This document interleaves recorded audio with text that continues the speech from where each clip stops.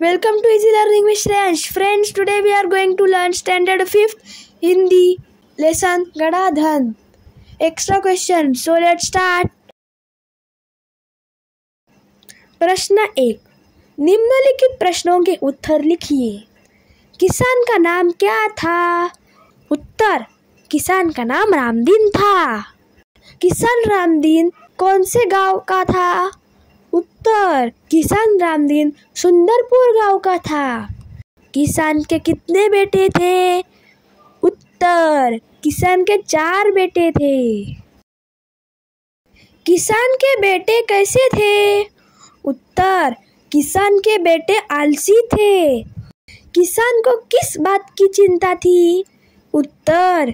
किसान को बेटों के भविष्य की चिंता थी.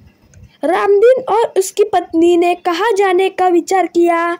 उत्तर. रामदीन और उसकी पत्नी ने तीर्थ यात्रा पर जाने का विचार किया. हरिनाथ ने रामदीन के बेटों को क्या सलाह दी? उत्तर. हरिनाथ ने कहा, तुम लोगों ने खेत खोद दिया है, अब उसमें बीज भी बो दो. चावल के बीज को क्या कहते हैं? उत्तर. चावल के बीज को धान कहते हैं. खेती के लिए किन किन साधनों की आवश्यकता होती है?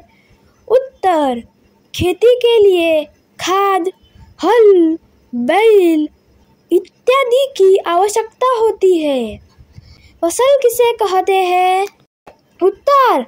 खेत में बीज बोने के बाद जो पौधे तैयार होते हैं, उन्हें काटने के बाद जो अनाज प्राप्त होता है, वह फसल कहलाती है. हमें अनाज कहाँ से प्राप्त होता है? उत्तर. हमें अनाज खेतों से प्राप्त होता है. प्रश्न 2. उचित विकल्प चुनकर रिक्त स्थानों की पूर्ति कीजिए. रामदीन नामक एक डैश रहता था. किसान, व्यापारी. उत्तर. किसान. उसे हमेशा बेटों की डैश डैश की चिंता सताया करती थी. भविष्य, पढ़ाई. उत्तर. भविष्य. उसके 4 बेटे डैश डैश थे. परिश्रमी, आलसी. उत्तर. आलसी. हम दूर डैश डैश पर जा रहे हैं. तीर्थयात्रा, सैर. उत्तर. तीर्थयात्रा. जीवन में डैश डैश के बिना कुछ भी संभव नहीं है. परिश्रम, पैसे. उत्तर. परिश्रम. प्रश्न 3. पाठ के आधार पर निम्नलिखित वाक्यों में उचित विराम चिन्ह लगाइए. वे चारों अपने घर लौट रहे थे. उत्तर. वे चारों अपने घर लौट रहे थे. पूर्ण विराम. हाँ पिताजी. उत्तर. दोहरा उद्गारण चिन्ह हाँ. अल्प विराम पिताजी. विस्मयादि बोधक चिन्ह. दोहरा उद्गारण चिन्ह. जीवन में परिश्रम के बिना कुछ भी संभव नहीं है. उत्तर. दोहरा उद्गारण चिन्ह. जीवन में परिश्रम के बिना कुछ भी संभव नहीं है. पूर्ण विराम, दोहरा उद्गारण चिन्ह. अब तुम्हें खेत में गड़े धन का राज समझ में आ गया होगा. उत्तर. दोहरा उद्गारण चिन्ह. अब तुम्हें खेत में गड़े धन का राज समझ में आ गया होगा. पूर्ण विराम, दोहरा उद्गारण चिन्ह. तुम सब थके हुए क्यों हो? उत्तर. दोहरा उद्गारण चिन्ह. तुम सब थके हुए क्यों हो? प्रश्नवाचक चिन्ह. दोहरा उद्गारण चिन्ह. प्रश्न 4. किसने किससे कहा? हम दूर तीर्थ यात्रा पर जा रहे हैं. उत्तर. रामदीन ने अपने बेटों से कहा. तुम सब थके हुए क्यों हो? उत्तर. हरिनाथ काका ने रामदीन के बेटों से कहा. परिश्रम से ही धन पाया जा सकता है. उत्तर. रामदीन के बेटों ने रामदीन से कहा. अब तुम्हें खेत में गड़े धन का राज समझ में आ गया होगा. उत्तर. रामदीन ने अपने बेटों से कहा.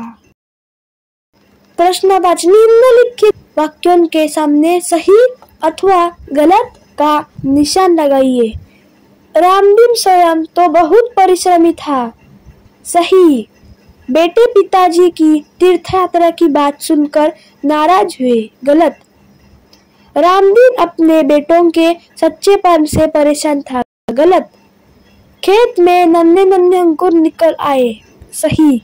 फसल बहुत अच्छी नहीं हुई। गलत। निम्नलिखित शब्दों के विलोम शब्द लिखिए।